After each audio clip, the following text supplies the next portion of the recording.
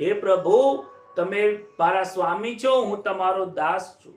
અને દાસ ભાવના કેળવાતા કેળવાતા કેળવાતા એ આગળ પરિપક્વતાએ પહોંચી જાય ત્યારે થાય છે કે હે ભગવાન, તમે અને હું એક જ છીએ.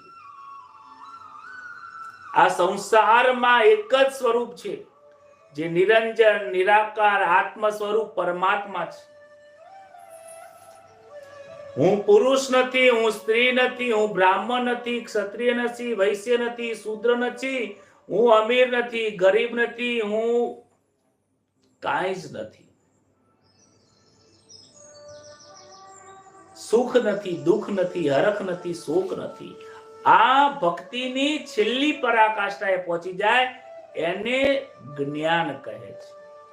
ત્યારે સોહમ શબ્દ બોલાય છે, ત્યારે અગમના તાર સંભળાય છે,